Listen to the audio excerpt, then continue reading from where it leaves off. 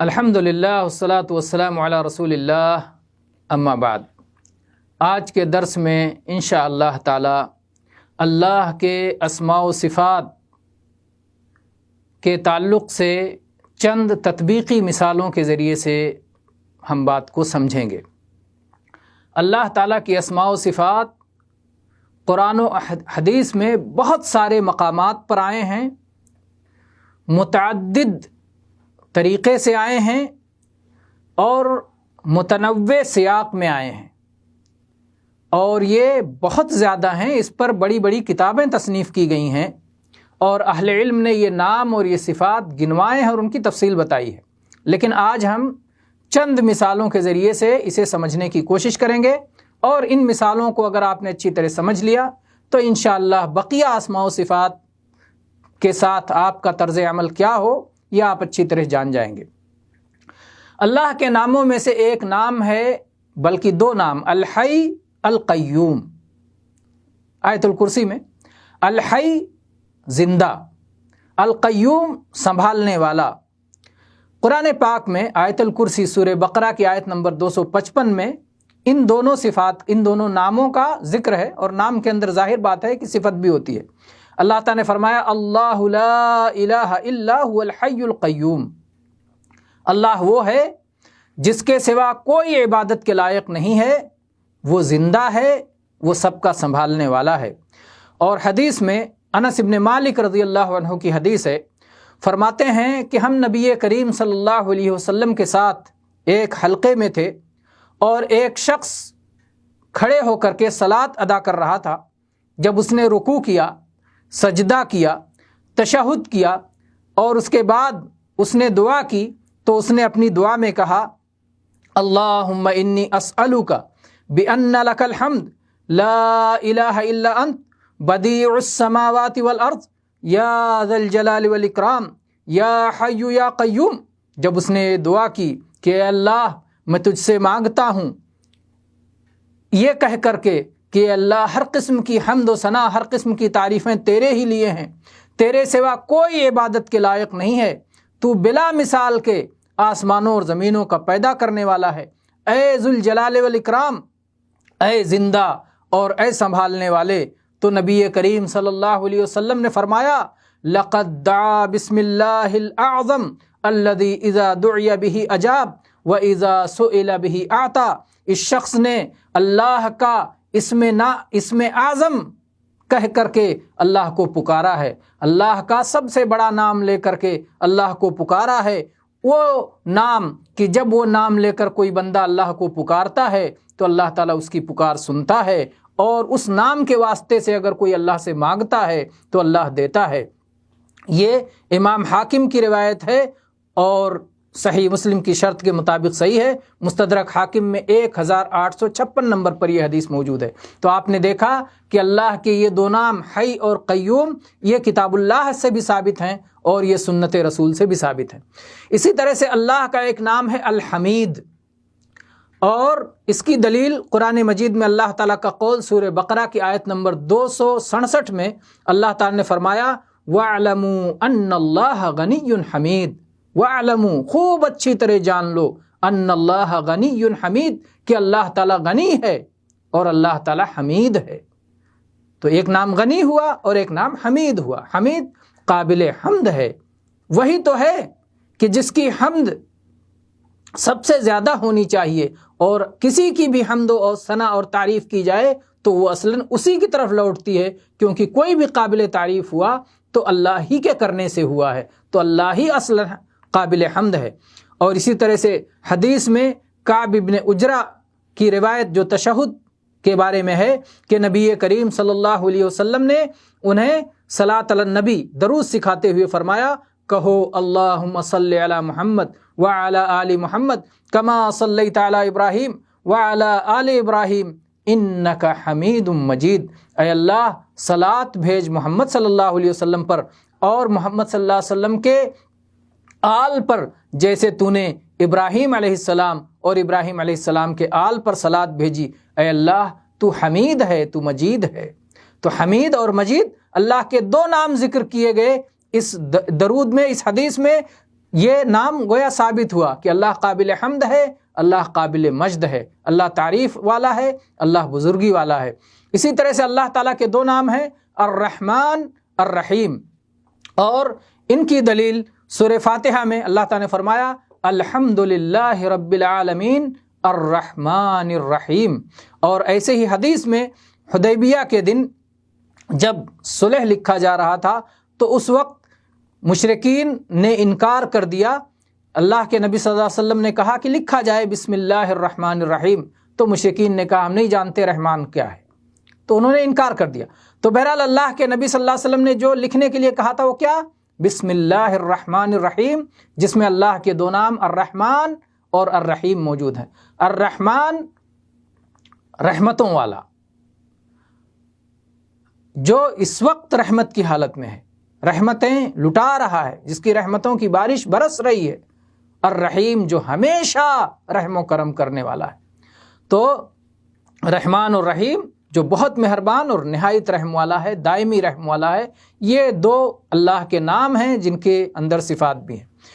اسی طرح سے اللہ کا ایک نام ہے الحلیم، اور قرآن پاک میں سورہ فاطر کی آیت نمبر 41 میں اس کی دلیل ہے۔ اللہ تعالیٰ نے فرمایا اِنَّهُ كَانَ حَلِيمًا غَفُورًا، اللہ تبارک و تعالیٰ حلیم ہے، غفور ہے۔ حلیم بہت زیادہ برداشت کرنے والا، بردبار، اور غفور بہت زیادہ بخشنے والا۔ اور حدیث میں عبداللہ ابن عباس رضی اللہ عنہما کی حدیث ہے کہ نبی کریم صلی اللہ علیہ وسلم جب کسی تکلیف میں ہوتے تھے تو یہ دعا پڑھتے تھے، لا الہ الا اللہ العظیم الحلیم، کوئی عبادت کے لائق نہیں سوائے اللہ کے جو بہت عظیم ہے، جو بہت حلیم ہے، جو بہت عظمت والا اور بہت زیادہ برداشت کرنے والا ہے۔ یہ صحیح بخاری کی حدیث ہے 6345 نمبر پر، اور صحیح مسلم میں 2730 نمبر پر۔ تو گویا قرآن پاک میں بھی اس کی دلیل اور حدیث میں اس کی دلیل۔ تو یہ رہے اللہ کے ناموں میں سے چند نام ہم نے آپ کے سامنے رکھے۔ اللہ کے نام بہت ہیں، آپ صحیح بخاری کی وہ حدیث یاد کیجئے جس میں اللہ کے نبی صلی اللہ علیہ وسلم فرمایا ہے ان للہ 99 اسما 100 الا واحدہ من احصاها دخل الجنہ، کہ اللہ تبارک و تعالیٰ کے 99 نام ایسے ہیں، ایک کم 100 نام ایسے ہیں کہ جو آدمی ان ناموں کا احصاء کر لے، انہیں شمار کر لے، انہیں یاد کر لے، ان کے تقاضے کے مطابق اللہ تبارک و تعالیٰ کی عبادت کر لے، وہ جنت میں جائے گا۔ تو صرف 99 میں ہی نام نہیں ہیں، نام بے شمار ہیں، لیکن صرف 99 کا 100 بھی نہیں، صرف 99 ناموں کو اگر کوئی یاد کر لے اور ان کے تقاضے کے مطابق عمل کر لے تو جنت میں جائے گا۔ آئیے اب اللہ کے چند صفات کی مثالیں آپ کے سامنے رکھتے ہیں۔ اس میں سے ایک صفت ہے قدرت، اور یہ اللہ تعالیٰ کی ذاتی صفت ہے، اور یہ کتاب و سنت سے ثابت ہے۔ ذاتی صفت کا مطلب یہ ہے کہ یہ اللہ تبارک و تعالیٰ کی ذات کے ساتھ ہمیشہ موجود رہنے والی صفت ہے، یہ اللہ کی ذات سے کبھی الگ نہیں ہوتی۔ اللہ تعالیٰ قادر ہے، قدیر ہے، ہمیشہ یہ اس کی ذات کے ساتھ ہے، صفت ذاتی ہے۔ اللہ تعالیٰ نے فرمایا ان اللہ علی کل شیء قدیر، اللہ تعالیٰ ہر چیز پر قادر ہے، ہر چیز پر قادر ہے۔ سورہ بقرہ کی آیت نمبر 20 میں، اور حدیث میں عثمان ابن ابی العاص کی حدیث ہے کہ انہوں نے نبی کریم صلی اللہ علیہ وسلم سے ایک تکلیف کی شکایت کی، درد کی شکایت کی جو ان کے جسم میں پایا جاتا تھا۔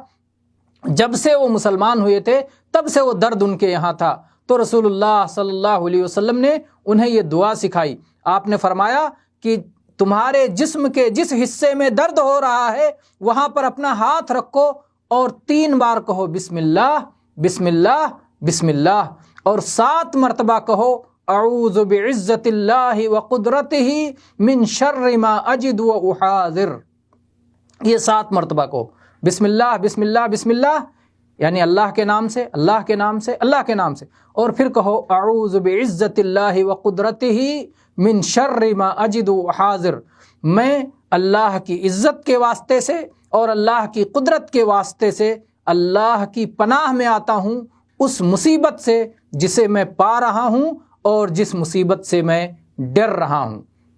تو یہ دعا اللہ کے نبی صلی اللہ علیہ وسلم سکھائی، یہ صحیح مسلم میں 2202 نمبر پر یہ موجود ہے۔ تو اس میں اللہ کی صفت قدرت کا ذکر ہے جو اللہ کی صفت ذاتی ہے۔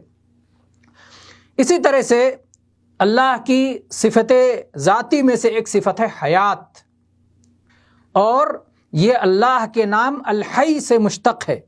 اللہ کا نام حی، اس کے نام اور اس کے دلائل پیچھے گزر چکے ہیں۔ تو اللہ تعالیٰ کی ایک صفت ہے حیات، جیسے اس کی ایک صفت ہے قدرت، اور اس کا ایک نام ہے قدیر، جیسے اس کا ایک نام ہے الحی۔ اسی طرح سے اللہ تعالیٰ کی ایک صفت ہے علم، یہ بھی اللہ تعالیٰ کی ذاتی صفت ہے اور کتاب و سنت سے ثابت ہے۔ اللہ تعالیٰ نے فرمایا سورہ بقرہ کی آیت نمبر 255 میں، آیت الکرسی میں، وَلَا يُحِيطُونَ بِشَيْءٍ مِّنْ عِلْمِهِ، کہ لوگ اللہ کے علم میں سے کسی چیز کا بھی احاطہ نہیں کر سکتے، الا بما شاء، مگر جتنا اللہ چاہے۔ تو یہاں اللہ کے علم کا تذکرہ ہے۔ اور اسی طرح سے حدیث میں جابر ابن عبداللہ رضی اللہ عنہ کی حدیث جو صحیح بخاری میں 6382 نمبر پر آئی ہے استخارہ کے تعلق سے، کہ اللہ کے نبی صلی اللہ علیہ وسلم دعائے استخارہ کی تعلیم دیتے ہوئے فرمایا کرتے تھے، کہو اللہم انی استخیرک بعلمک واستقدرک بقدرتک، کہ اے اللہ میں تجھ سے خیر مانگتا ہوں تیرے علم کے واسطے سے، اور اے اللہ میں تجھ سے طاقت مانگتا ہوں تیری قدرت کے واسطے سے۔ تو یہاں اللہ کی صفت علم کا تذکرہ ہے، ایسے ہی صفت قدرت اور دیگر صفات کا تذکرہ ہے۔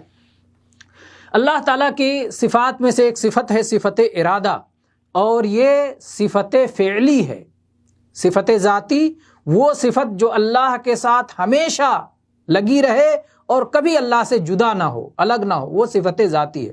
اور صفت فعلی ان صفات کو کہتے ہیں جو اللہ کی مشیت اور قدرت سے متعلق ہو، اللہ تعالیٰ جب چاہے کرے اور جب چاہے نہ کرے، اسے کہتے ہیں صفت فعلی۔ تو ارادہ یہ صفت فعلی ہے، اللہ تعالیٰ جب چاہے ارادہ کرے اور جب چاہے ارادہ نہ کرے۔ چنانچہ اس کی دلیل سورہ انعام کی آیت نمبر 125 میں ہے۔ اللہ تعالیٰ نے فرمایا فَمَن يُرِدِ اللَّهُ أَن يَهْدِيَهُ فَمَن يُرِدِ اللَّهُ أَن يَهْدِيَهُ يَشْرَحْ صَدْرَهُ لِلْإِسْلَامِ وَمَن يُرِدْ أَن يُضِلَّهُ يَجْعَلْ صَدْرَهُ ضَيِّقًا حَرَجًا كَأَنَّمَا يَصَّعَّدُ فِي السَّمَاءِ۔ اللہ تبارک و تعالیٰ جسے ہدایت دینا چاہتا ہے اس کے سینے کو اسلام کے لیے کھول دیتا ہے۔ تو یہاں کہا فَمَن يُرِدِ اللَّهُ أَن يَهْدِيَهُ، اللہ جس کو ہدایت دینے کا ارادہ کرتا ہے۔ تو یہ صفت فعل ہے، جب چاہتا ہے اللہ ارادہ کرتا ہے اور جب چاہتا ہے ارادہ نہیں کرتا ہے۔ تو اللہ تعالیٰ نے فرمایا جس کو اللہ تعالیٰ ہدایت دینے کا ارادہ کرتا ہے اس کے سینے کو اسلام کے لیے کھول دیتا ہے، اور اللہ تعالیٰ جس کو گمراہ کرنا چاہتا ہے، جس کو ضلالت میں ڈال دینا چاہتا ہے، بھٹکا دینا چاہتا ہے، تو اس کے سینے کو تنگ کر دیتا ہے، اس کے سینے کو سکوڑ دیتا ہے، تنگی میں مبتلا کر دیتا ہے، جیسے کہ وہ آسمان میں چڑھ رہا ہو۔ اور حدیث میں اس کی دلیل عبداللہ ابن عمر رضی اللہ عنہما کی حدیث ہے، کہتے ہیں کہ رسول اللہ صلی اللہ علیہ وسلم کو میں نے فرماتے ہوئے سنا، اذا اراد اللہ بقوم عذابا اصاب العذاب من کان فیہم ثم بعثوا علی اعمالہم۔ یہ صحیح مسلم کی 9287 نمبر کی حدیث ہے۔ تو اس میں اللہ کے نبی صلی اللہ علیہ وسلم فرمایا اذا اراد اللہ بقوم عذابا، جب اللہ تبارک و تعالیٰ کسی قوم کو عذاب دینے کا ارادہ فرماتا ہے تو اللہ تعالیٰ ان میں جتنے لوگ موجود ہوتے ہیں سب کو عذاب میں ڈال دیتا ہے، پھر قیامت کے دن وہ اپنے عمل کے مطابق اٹھائے جائیں گے۔ تو یہ رہی اللہ کی ایک صفت، صفت ارادہ۔ اسی طرح سے اللہ کی ایک صفت ہے صفت علو، بلند ہونا، اور یہ کتاب و سنت سے ثابت صفت ہے۔ اللہ تبارک و تعالیٰ نے سورہ اعلیٰ کی پہلی آیت میں فرمایا سبح اسم ربک الاعلیٰ، تسبیح بیان کیجئے اپنے رب کی جو اعلیٰ ہے، جو اونچا ہے، جو بلند ہے۔ اور اسی طرح سے اللہ تعالیٰ نے فرمایا یخافون ربہم من فوقہم، اہل ایمان اپنے رب سے ڈرتے ہیں جو ان کے اوپر ہے، سورہ نحل کی آیت نمبر 50 میں۔ اور حدیث میں سونے کے وقت کے تعلق سے جو حدیث گزری ابھی ذکر کیا گیا کہ اللہ تعالیٰ نے، اللہ کے نبی صلی اللہ علیہ وسلم نے سونے کے وقت کی دعا سکھائی، تو اس میں کہا کہو اللہم انت الاول فلیس قبلک شیء وانت الآخر فلیس بعدک شیء وانت الظاہر فلیس فوقک شیء وانت الباطن فلیس دونک شیء۔ تو اس میں اللہ کے نبی نے دعا سکھائی، کیا کہو؟ اے اللہ تو ظاہر ہے، تجھ سے اوپر کوئی نہیں۔ تو اللہ کا اوپر ہونا، اللہ کا بلند ہونا، اللہ کا عالی ہونا، اللہ کا اعلیٰ ہونا، یہ اللہ کی صفات میں سے ایک صفت ہے۔ اسی طرح سے اللہ کی صفات میں سے ایک صفت استوا، یہ بھی اللہ تعالیٰ کا صفت فعلی ہے، کتاب و سنت سے ثابت ہے۔ اللہ تعالیٰ نے فرمایا الرحمن علی العرش استوا، اللہ تبارک و تعالیٰ اپنے عرش پر مستوی ہوا، اپنے عرش پر بلند ہوا۔ قتادہ ابن نعمان رضی اللہ عنہ کہتے ہیں کہ میں نے رسول اللہ صلی اللہ علیہ وسلم کو فرماتے ہوئے سنا، لما فرغ اللہ من خلقہ استوى علی عرشہ، جب اللہ تبارک و تعالیٰ اپنی تخلیق سے فارغ ہو گیا تو اللہ تبارک و تعالیٰ اپنے عرش پر بلند ہو گیا۔ یہ حدیث امام ذہبی نے اپنی کتاب العلو میں، العلو للعلی الغفار امام ذہبی کی کتاب ہے، اس میں حدیث نمبر 119 ہے، اور اسی طرح سے اسے امام خلال نے کتاب السنہ میں روایت کیا ہے۔ استوا کے معنی عربی زبان میں ہوتا ہے اوپر ہونا اور بلند ہونا۔ تو یہ استوا، عرش کے اوپر اللہ تبارک و تعالیٰ بلند ہے، عرش کے اوپر ہے، اللہ کی اپنی شان کے لائق، اس کی کیفیت کو بیان نہیں کیا جا سکتا۔ اسی طرح سے اللہ تعالیٰ کی ایک صفت ہے کلام، بات کرنا، اور یہ اللہ کی صفت ذاتی ہے نوع کے اعتبار سے، اور صفت فعلی ہے افراد کلام کے اعتبار سے۔ اللہ تبارک و تعالیٰ جب چاہتا ہے، جس طرح چاہتا ہے بات کرتا ہے، جو بات سنائی دیتی ہے، جو بات سنائی دیتی ہے، اس طرح سے اللہ تعالیٰ بات کرتا ہے۔ اور اللہ تعالیٰ کی صفت کلام قرآن پاک میں اور احادیث میں ثابت ہے۔ چنانچہ سورہ نساء کی آیت نمبر 164 میں اللہ تعالیٰ نے فرمایا وَكَلَّمَ اللَّهُ مُوسَىٰ تَكْلِيمًا، اور اللہ تعالیٰ نے موسیٰ علیہ السلام سے بات کی، خوب اچھی طرح بات کی۔ تو ظاہر بات ہے موسیٰ علیہ السلام کو بات سنائی دی، اللہ تعالیٰ نے وہ بات کی۔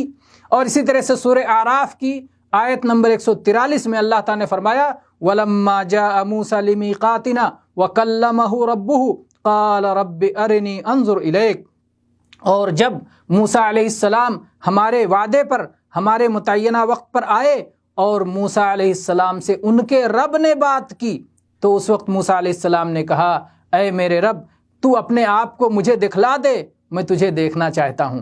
حدیث میں اس کی دلیل صفت کلام کی ابو ہریرہ رضی اللہ عنہ کی حدیث، جو رسول اللہ صلی اللہ علیہ وسلم نے فرمایا احتج آدم و موسیٰ، کہ موسیٰ علیہ السلام اور آدم علیہ السلام کی آپس میں بحث ہو گئی۔ موسیٰ علیہ السلام نے کہا کہ اے آدم، آپ ہمارے باپ ہیں، آپ نے ہمیں ناکام و نامراد کر دیا، آپ نے ہمیں جنت سے نکلوا دیا۔ تو آدم علیہ السلام نے کہا کہ اے موسیٰ علیہ السلام، آپ وہ ہیں کہ جن کو اللہ تبارک و تعالیٰ نے خود سے ہم کلام ہونے کے لیے منتخب کر لیا، آپ سے اللہ نے بات کی ہے اور آپ کے لیے توریت کو اپنے ہاتھوں سے لکھ کر کے دیا ہے۔ یہ حدیث صحیح بخاری میں 6614 نمبر پر اور صحیح مسلم میں 2652 نمبر پر موجود ہے۔ تو اس میں آدم علیہ السلام موسیٰ علیہ السلام سے کہہ رہے ہیں کہ اللہ تعالیٰ نے آپ سے بات کر کے آپ کو عزت بخشی ہے۔ تو اللہ تعالیٰ کی صفات میں سے ایک صفت ہے صفت فعلی، بات کرنا، جب وہ چاہتا ہے اللہ تعالیٰ بات کرتا ہے۔ یہ صفت ذات ہے نوع کے اعتبار سے، اور صفت فعل ہے افراد کلام کے اعتبار سے۔ اور صفت وجہ ایسے ہی اللہ تعالیٰ کی ایک صفت ہے صفت ذاتی خبری، یہ اللہ کے لیے ثابت ہے کتاب و سنت سے۔ اللہ تعالیٰ نے فرمایا وَمَا تُنْفِقُونَ إِلَّا ابْتِغَاءَ وَجْهِ اللَّهِ، سورہ بقرہ کی آیت نمبر 272 میں اللہ تعالیٰ نے فرمایا جو کچھ تم اللہ تبارک و تعالیٰ کے چہرے کی تلاش میں کرتے ہو، تو وجہ اللہ، اللہ کے چہرے کی تلاش میں، کہ اللہ راضی ہو جائے، اللہ خوش ہو جائے، اللہ کے چہرے کا دیدار نصیب ہو جائے، اللہ کی رضا مل جائے، تو یہاں اللہ کے لیے وجہ، چہرے کا ذکر آیا۔ اور ایسے ہی اللہ تعالیٰ نے فرمایا وَيَبْقَى وَجْهُ رَبِّكَ ذُو الْجَلَالِ وَالْإِكْرَامِ، سورہ رحمان کی آیت نمبر 27، کہ اور آپ کے رب کا چہرہ جو جلال اور عظمت والا ہے وہ باقی رہے گا۔ اور حدیث میں جابر ابن عبداللہ رضی اللہ عنہ کی حدیث ہے کہ جب یہ آیت نازل ہوئی قُلْ هُوَ الْقَادِرُ عَلَىٰ أَن يَبْعَثَ عَلَيْكُمْ عَذَابًا مِّن فَوْقِكُمْ أَوْ مِن تَحْتِ أَرْجُلِكُمْ أَوْ يَلْبِسَكُمْ شِيَعًا، یہ آیت جب نازل ہوئی تو اللہ کے نبی صلی اللہ علیہ وسلم نے یہ آیت سن کر کے کہا اعوذ بوجہک اعوذ بوجہک اعوذ بوجہک، کہ اللہ تعالیٰ نے فرمایا قل هو القادر علی ان یبعث علیکم عذابا من فوقکم، کہہ دیجئے کہ وہ اللہ تعالیٰ قدرت رکھتا ہے کہ تم پر تمہارے اوپر سے عذاب بھیج دے۔ تو اللہ کے نبی نے فرمایا اعوذ بوجہک، اے اللہ میں تیرے چہرے کے واسطے سے تیری پناہ میں آتا ہوں۔ اسی طرح سے فرمایا او من تحت ارجلکم، یا تمہارے پیروں کے نیچے سے عذاب بھیج دے۔ اللہ کے نبی نے فرمایا اعوذ بوجہک، اے اللہ میں تیرے چہرے کے واسطے سے تیری پناہ میں آتا ہوں۔ پھر اس کے بعد فرمایا او یلبسکم شیعا، یا تمہیں گروہوں گروہوں میں ٹکڑوں ٹکڑوں میں تقسیم کر دے۔ تو اللہ کے نبی صلی اللہ علیہ وسلم فرمایا ھذا ایسر، کہ یہ ان دونوں کے مقابلے میں آسان ہے۔ اسے امام بخاری نے 7406 نمبر پر روایت کیا ہے، اور دیکھیں کہ اللہ کے نبی صلی اللہ علیہ وسلم نے وجہ کہہ کر کے اللہ کے چہرے کا ذکر کیا، تو یہ اللہ کی ایک صفت ہے۔ اسی طرح سے اللہ کی صفات میں سے ہیں اللہ کے دو ہاتھ، اور یہ صفت ذاتی خبری ہے اللہ عز و جل کے لیے، اور کتاب و سنت سے ثابت ہے۔ چنانچہ اللہ تعالیٰ نے فرمایا سورہ مائدہ کی آیت نمبر 64 میں بل یداہ مبسوطتان ينفق کیف یشاء، بلکہ اللہ کے دونوں ہاتھ کھلے ہوئے ہیں، اللہ جیسے چاہتا ہے خرچ کرتا ہے۔ اسی طرح سے اللہ تعالیٰ نے فرمایا قال یا ابلیس ما منعک ان تسجد لما خلقت بیدی، سورہ صاد کی آیت نمبر 75 میں اللہ تعالیٰ نے فرمایا اے ابلیس، تجھے کس چیز نے روکا اس کو سجدہ کرنے سے جسے میں نے اپنے دونوں ہاتھوں سے بنایا ہے۔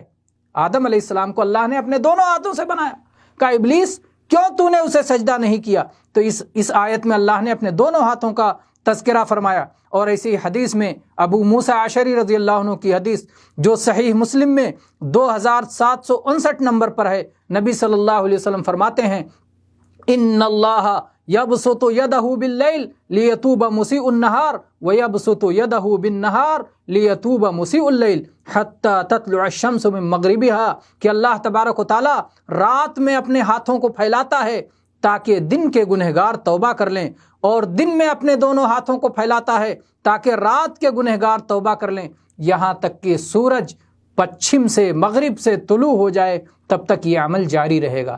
تو یہاں اللہ کے ہاتھوں کے پھیلانے کا تذکرہ ہے۔ تو اللہ کے دو ہاتھ یہ اللہ کی صفات ذاتیہ میں سے ہیں، صفات ذاتیہ خبریہ۔ اسی طرح سے اللہ کی دو آنکھوں کا تذکرہ قرآن و سنت میں ثابت ہے، یہ بھی صفت ذاتی خبری ہے اللہ کے لیے۔ اللہ تعالیٰ نے سورہ طٰہٰ کی آیت نمبر 39 میں فرمایا وَلِتُصْنَعَ عَلَىٰ عَيْنِي، میری آنکھوں کے سامنے بنایا جائے۔ اور اللہ تعالیٰ نے فرمایا وَاصْنَعِ الْفُلْكَ بِأَعْيُنِنَا، سورہ ہود کی آیت نمبر 37 میں کہ کشتی کو ہماری آنکھوں کے سامنے بناؤ۔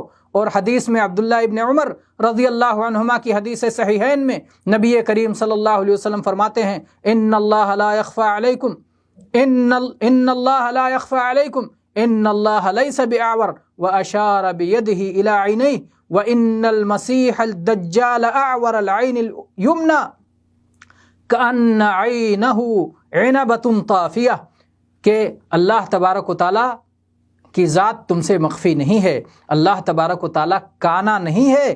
اللہ کے نبی صلی اللہ علیہ وسلم نے اپنے دونوں آنکھوں کی طرف اشارہ کیا کہ اللہ تعالیٰ دو آنکھ والا ہے۔ جس طرح سے دجال وہ اللہ ہونے کا دعویٰ کرے گا، تو اللہ تعالیٰ کے بارے میں تو اہل ایمان جانتے ہیں کہ وہ عیب سے پاک ہے، وہ کانا نہیں ہو سکتا ہے، اسے دونوں آنکھوں والا ہے۔ اور جو مسیح دجال ہوگا وہ کانا ہوگا، اس کی داہنی آنکھ پھوٹی ہوئی ہوگی، جیسے کہ انگور پھوٹا ہوا ہو، نکلا ہوا ہو، ابھرا ہوا، اس طرح سے اس کی داہنی آنکھ ہوگی، تو عیب ہوگی اس کی آنکھ میں، اور اللہ تبارک و تعالیٰ ہر عیب سے پاک ہے۔ یہ صحیح بخاری کی 7407 نمبر اور صحیح مسلم میں 2933 نمبر پر یہ حدیث ہے۔ اور اسی طرح سے اللہ کی صفات میں سے ایک صفت ہے قدم۔ اسی صفت کے تذکرے پر ہم یہ درس مکمل کر دیں گے، اور یہ صفت بھی اللہ تعالیٰ کی صفت ذاتی ہے، اور اللہ تعالیٰ کے لیے صحیح احادیث سے ثابت ہے۔ اور اس سلسلے میں ابو ہریرہ رضی اللہ عنہ کی وہ حدیث ہے کہ جس میں جنت اور جہنم کے آپس میں بحث کرنے کا تذکرہ ہے، اور اس حدیث میں ہے فَأَمَّا النَّارُ فَلَا تَمْطَلِعُ حَتَّى يَضَعُ اللَّهُ تَبَارَكَ وَتَعَالَى رِجْلَهُ، کہ جہنم اس وقت تک نہیں بھرے گی جب تک کہ اللہ تبارک و تعالیٰ اپنا پیر نہ جہنم کے منہ پر رکھ دے۔ جہنم کہے گی قط قط قط، کہ بس کافی ہو گیا، کافی ہو گیا، کافی ہو گیا، فَهُنَالِكَ تَمْتَلِئُ وَيَزْوِي بَعْضُهَا إِلَى بَعْضٍ، اس وقت جہنم بھر جائے گی اور اس وقت اس کے حصے ایک دوسرے کی طرف سمٹ جائیں گے۔ یہ حدیث صحیح بخاری میں 4850 نمبر پر اور صحیح مسلم میں 2846 نمبر پر ہے۔ اور اسی طرح سے صحیحین کی بعض روایات میں رجل کے بجائے قدم کا لفظ ہے، فَيَضَعُ قَدَمُهُ عَلَيْهَا، اللہ تبارک و تعالیٰ اپنا قدم اس کے منہ پر رکھ دے گا، جہنم پر اپنا قدم رکھ دے گا۔ یہ صحیح بخاری میں 4848 نمبر پر اور صحیح مسلم میں 2848 نمبر پر یہ حدیث ہے۔ اللہ تعالیٰ کے اسماء و صفات کتاب و سنت میں بے شمار ہیں، گنا نہیں جا سکتا ہے۔ یہ چند مثالیں ہیں، اس لیے ایک مسلمان کو چاہیے کہ اللہ کی جلال و کمال اور اس کی عظمت اور اس کی شان کے مطابق ان صفات کو ثابت کرے، جیسے اللہ نے اپنی کتاب میں اللہ نے ثابت کیا ہے، اور اللہ تعالیٰ اپنے بارے میں اپنی مخلوق سے زیادہ جانتا ہے، اور ایسے ہی رسول اللہ صلی اللہ علیہ وسلم نے اپنی احادیث میں ان صفات کا تذکرہ کیا ہے، اور اللہ کے رسول صلی اللہ علیہ وسلم مخلوق کے مقابلے میں اللہ کو زیادہ جانتے ہیں۔ اب تمام مخلوقات میں اللہ تبارک و تعالیٰ کے بارے میں رسول اللہ صلی اللہ علیہ وسلم سب سے زیادہ علم رکھنے والے تھے، اور سب سے زیادہ آپ اپنی امت کے ہمدرد تھے، خیر خواہ تھے، اور بیان کرنے کے معاملے میں آپ نہایت فصیح و بلیغ تھے، اور نہایت اللہ سے ڈرنے والے اور اللہ کے پرہیزگار تھے۔ اس لیے کسی شبہے کی بنا پر اللہ کی ان صفات کا انکار نہ کیا جائے، مخلوق کی مشابہت کے شبہے میں ان کی تحریف نہ کی جائے، کسی قسم کی تعویل نہ کی جائے، کیونکہ اللہ تعالیٰ نے ایک ہی آیت میں دونوں باتیں بیان کر دی، لیس کمثلہ شیء وہو السمیع البصیر، اللہ کی طرح کوئی چیز نہیں، پھر اللہ نے کہا اللہ سننے والا ہے، دیکھنے والا ہے۔ تو سننا دیکھنا ثابت بھی کرنا ہے، اور ساتھ میں لیس کمثلہ شیء مشابہت سے انکار بھی کرنا ہے، تنزیہ بھی ہو، ایمان بھی ہو، اور صرف کیفیت کے معاملے میں اللہ کے سپرد کر دیا جائے کہ کیفیت اللہ ہی کو معلوم ہے۔ واللہ تعالی عالم، والحمد للہ رب العالمین، وصلی اللہ علی نبینا وسلم۔